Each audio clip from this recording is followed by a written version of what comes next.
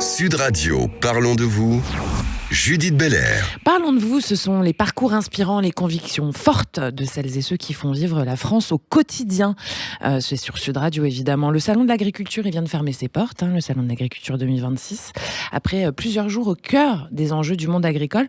Alors j'accueille avec plaisir un homme de terrain, Laurent Hubert. Bonjour Laurent. Bonjour. Bienvenue. Merci. Laurent, vous êtes agriculteur engagé dans une transition exigeante vers l'agriculture régénératrice. C'est un vrai sujet.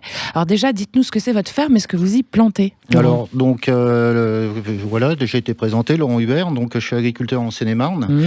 Donc, les principales cultures que je mets en place donc en agriculture régénératrice, sont donc le blé, l'orge, du colza, des pois, des vesses et une multitude de couverts, donc d'espèces qui rentrent justement dans les cultures en interculture, c'est-à-dire entre deux récoltes, on implante finalement des plantes pour justement capter tout ce qui va être carbone, régénérer le sol et faire vivre le sol. Voilà. Donc c'est comme ça que vous mettez en place l'agriculture régénératrice. C'est exactement ça, donc les piliers forts de cette pratique.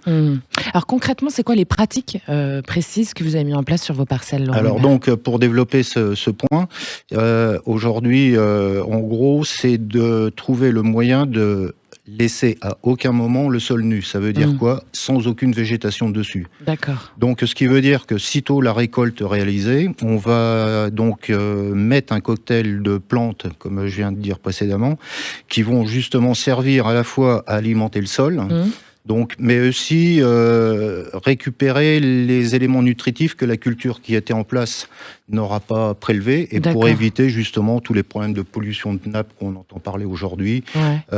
Donc, par rapport aujourd'hui, disons, au fait aussi qu'on a une climatologie qui a énormément évolué. On a quand même des amplitudes thermiques et pluviométriques qui sont importantes. Donc ce système-là va justement permettre de tamponner tout ce qui va être les excès d'eau. Et aussi, ça permet d'imbiber l'eau dans le sol, en fait. Exactement. C'est-à-dire que les plantes qu'on va mettre en place vont avoir une action finalement fissuratrice et drainante. Et finalement, on crée des porosités où l'eau va pouvoir s'y infiltrer, éviter les phénomènes. Et c'est vrai dans l'autre sens aussi, on imagine quand il fait très très chaud, du coup. Alors voilà, du fait qu'on a réussi à correctement stocker de l'eau et non l'avoir, disons, ruisselé sur les parties aval. Quand la terre est trop imbibée, justement. Voilà, avec toutes les conséquences qu'on connaît. En ce moment, on en entend beaucoup parler. Donc, finalement, c'est un ensemble qui fait qu'on va optimiser le développement des cultures qu'on met en place, du fait que sur une grande période de sec, on a toujours une réserve hydrique qui va continuer à alimenter les plantes de culture qu'on a en place. Et ça, c'est vrai qu'aujourd'hui, c'est hyper important. C'est incontournable, j'ai envie de dire. Je dirais que ça, c'est une question de culture intellectuelle, dans le sens où on a envie d'y aller ou on n'a pas envie d'y aller. Mais aujourd'hui, je suis convaincu des résultats qu'on a. Vous les voyez en concret, quoi, de cette conversion, complètement. Alors, il est clair que c'est très long à mettre en place. On subit quand même d'énormes échecs qui coûtent très cher, parce que aujourd'hui, il faut investir, il faut avoir une capacité d'investissement. Alors, aussi. il faut une capacité d'investissement, mais malgré tout, on a quand même la chance dans ces pratiques d'avoir finalement un volume en termes de matériel pour produire, qui est quand même relativement restreint. C'est du matériel qui est très spécifique, mais on diminue énormément finalement le parc matériel. D'accord. Et si on pousse, donc en fait, au prorata, on s'y retrouve, quoi. C'est ça. On s'y retrouve, et même j'irai plus loin que ça, parce que finalement le matériel, ça a un impact carbone malgré tout à la production. Donc aujourd'hui, cette pratique, c'est de se dire, il faut absolument qu'on diminue notre impact carbone sur l'environnement, et il est clair que le fait d'avoir ces cultures intermédiaires qu'on met en place, je dirais que finalement elles vont remplacer ce que mécaniquement on fait, donc on ne va pas consommer. C'est la nature qui va agir à votre place, quoi. Exactement. Donc c'est pas mal, on aime bien l'idée. C'est ça qu'on aime. Et alors vous insistez vachement sur le besoin d'accompagnement technique pour les agriculteurs et les échanges entre vous.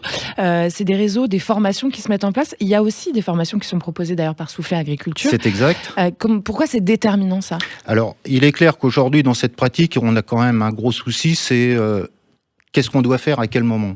Donc aujourd'hui, je fais partie d'un groupe de travail avec qui finalement j'ai que des collègues qui sont partis sur exactement le même système, ce qui fait que vous échangez vos tips. On échange nos boires, mais surtout nos déboires. Je trouve que la formule elle est pas mal. D'accord, les boires et les déboires, voilà, on aime voilà. bien. Ouais. Et c'est surtout de comprendre pourquoi on a un déboire. Ouais. Et comprendre aussi pourquoi on a réussi. Comment éviter aussi. Voilà. Enfin, comment réduire le voilà. déboire. Alors, il est clair qu'aujourd'hui, on a tous des typologies de sol qui sont différentes. On a des micro-régions. On a beau pas être très loin les uns des autres, mais on a des systèmes. Et c'est essayer de comprendre pourquoi chez l'un ça fonctionne et l'autre ça fonctionne pas. Et tout ça, c'est dans le degré d'avancement aussi lié à l'historique où on a mis le système en place. Merci Laurent Hubert. Je vous aurais bien gardé plus longtemps avec moi parce que c'est passionnant ce sujet. C'est déjà fini ? Oui. Dites-nous juste dans quelle région allait votre ferme ? Ma ferme, donc, elle est en Seine-et-Marne. Exactement. Oui. Seine-et-Marne, Provins. Ouais, la région de Provins, voilà. Et donc, c'est une région, en fait, où, justement, vous êtes confronté à des problèmes hydriques permanents. C'est exact. Et ça, c'est vraiment une solution que vous avez trouvée. C'est une des solutions. Et là-dessus, il faut qu'on continue à travailler tous ensemble, main dans la main, et on y croit. Donc voilà. Et merci. Après, pour conclure, rapidement, si vous voulez bien, oui. je pense qu'aujourd'hui, cette pratique, elle va surtout permettre de construire l'avenir de nos enfants. Ouais. Et j'aime bien utiliser cette petite formule parce que je pense que c'est la clé de cette pratique. C'est que finalement, la terre que je cultive aujourd'hui, elle ne m'appartient pas. Ouais. Elle appartient aux générations futures. Bravo. Merci beaucoup. Au revoir, merci. Au plaisir, au revoir.